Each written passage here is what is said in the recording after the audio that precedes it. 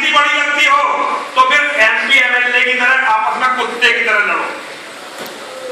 ये एमपी ये एमएलए हमारे लोग होने चाहिए, मैं विरोधी नहीं हूं। कल को विधायक जी यदि चुनाव लड़ेंगे तो जैसे ये हर बात में मेरे साथ हैं, वैसे ही मैं पूरी ताकत से नरेंद्र सिसोदिया के साथ रहूंगा। मेरा अपना विषय नेता हूं मैं, मेरे अपने शिष्य हैं अफसरों में, मेरा एक छोटा सा गुट है हर जगह, और मैं अपने साथियों को किसी कीमत पर छोड़ता नहीं हूं। लेकिन तुमसे कहना चाहता हूं, ये जो आज मेरा बच्चा कविता पढ़ रहा था, ये इसके भाव नहीं है, ये कविताएं हमने गानी शुरू करी थी, लेकिन हम ये कविता जोर जोर से गाते गए और कुछ लोगों का कद बढ़ता रहा। मुझे उनके बढ़े हुए कद से कोई द्वेष नहीं है, लेकिन मेरे बच्चे कटते रहे, मेरे बच्चे जेलों में जाते रहे, मेरे शिष्य बनते रहे, लेकिन उनकी राजनीति चलती रही। और अभी ये वेदनागर यहां बैठा हुआ है, इसके साथ और बच्चे हैं। एक दिन इनका बहुत फोन आया, लेकिन LIU के एक अधिकारी का फोन आया कि भारतीय जनता पार्टी में नाम लेके बता रहा हूं, उसके एक नेता ने ये तैयारी कर ली कि इन सबको जेल में डाल के इन पे रासू का लग जाए। जेल में इनको सबको डाल दो, हिंदू संगठन के लोगों को, फिर बड़ा मुद्दा होगा और फिर चुनाव में जरा मजा आएगा। किसी के चुनाव के मजे का साधन मत बनो। सभी से कहना चाहता हूं, सारे बच्चों से कहना चाहता हूं, किसी के चुनाव के मजे का साधन मत बनो। नरेंद्र सिसोदिया पर मुझे भरोसा है तो मैं अपनी जान नरेंद्र सिसोदिया के लिए लड़ाऊंगा, अपने भाइयों के लिए लड़ा दो जान, लेकिन ऐसे लोगों की राजनीति का ईंधन मत बनो जो तुम्हें मरवाकर फिर अपनी राजनीति करते हैं। एक बात नहीं है बस बच्चों, एक बात और कहना चाहता हूं। 31 अगस्त को 2013 जब मुजफ्फरनगर में बहुत बड़ी पंचायत थी जिसमें टिकैत साहब नहीं थे, उससे पहले वो पंचायत कैंसिल हो गई थी, तो सारे जाटों को मैंने फोन कर करके ये कहा, और अब उनमें से एक आदमी मेरी गाली खा के केंद्र में मंत्री भी बन गया है। मैंने ये कहा कि अगर जाट डर गया, पश्चिमी उत्तर प्रदेश में यदि जाट डर गया तो हिंदू धर्म खत्म हो जाएगा। और इसे आप लोग अन्यथा मत मानना, यहाँ क्योंकि मेरे शिष्य तो गुजर जाते हैं, और मेरे शिष्य जैसा भी ये बच्चा, मेरा ही बच्चा त्यागी है ये, और मैं भी जन्म से त्यागी था, लेकिन ये अचानक भड़क गया।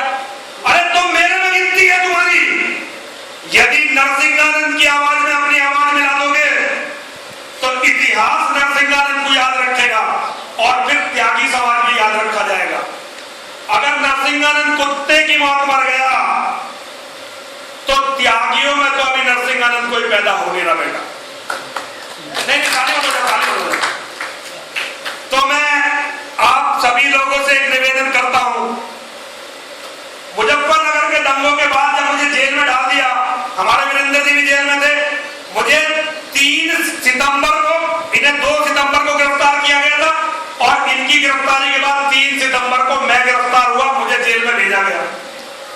उसके बाद जब मैं 11 दिन जेल में रहने के बाद बाहर आया सहारनपुर की जेल से, तो फिर मैं मुजफ्फरनगर के गांव में गया, सहारनपुर के गांव में गया, और राकेश भाई टिकैत जी बैठे हुए हैं, मेरे 100 लड़के और मेरी सेहतरी चेतना शर्मा यहाँ बैठी हुई हैं। ये पिंकी पिंकी एक मिनट खड़ा हो जाओ, बहन जी खड़ी हो जाओ, अनिल जी खड़े हो जाओ, और भी बहुत सारे बच्चे हैं, कुणाल है, मैं बहुत सारों को भूल गया। ये लोग, हाँ परविंदर, अरे परविंदर बाबा तो मेरा हिस्सा ही है, परविंदर बाबा खड़े हैं, ये मेरा अधिकार है। ये सारे बच्चे लगभग 100 थे।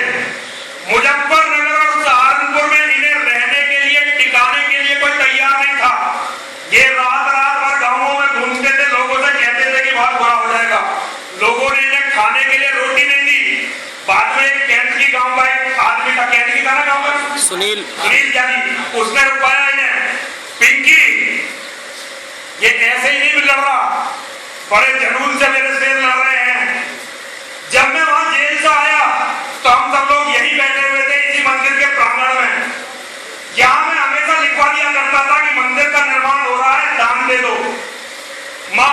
पुण्य देगी। लेकिन उस दिन सब लोग ये गवाह हैं, मैंने इनसे कहा कि दान के सारे बोर्ड यहां से हटाओ, दान के सारे बोर्ड हटाए और केवल ये दो चीजें यहां पे रह गई। एक तो ये लिखा रह गया, मां जगदम्बा करे पुकार, बच्चे हो कम से कम 4। मेरे बच्चों सोचो कल क्या होगा, धर्म नहीं बचा तो क्या बचेगा। एक तो ये चीज, मैं राकेश भाई बहुत बढ़िया बोले, वीरेंद्र जी बहुत बढ़िया बोले, विधायक जी बहुत बढ़िया बोले, मेरे सारे बच्चे बहुत बढ़िया बोले। लेकिन एक बात इस बाबा की सुन के जाना, यह मेरी मां बैठी है और मेरे शब्द की लाज रखती है। हम लोगों ने बड़ी उम्मीद से सरकार का परिवर्तन किया था, अपनी सारी ताकत केवल एक कानून में बना दो, बनवाने में लगा दो कि किसी को भी 2 से ज्यादा बच्चे पैदा करने का अधिकार इस देश में ना हो। अब आगे की बात सुन लो, मैं अच्छी तरह से जानता हूं इन लोगों में इतना साहस नहीं है कि ये इस कानून को बना दे। तो अब क्या करना है, जिनके हाथ में ताकत है कानून बनाने की, वो कानून बनाएंगे नहीं और तुम केवल उनकी तरफ देखते रहोगे तो तुम्हारा विनाश निश्चित है। मेरी बात याद रखना, जिस मेरे से कम उम्र के, अब तो मैं बुढ़ा हो गया, लेकिन बच्चों तुम सबसे कहना चाहता हूं, मेरे से छोटे जितने भी हैं, जिसके घर में 4 से कम बच्चे होंगे,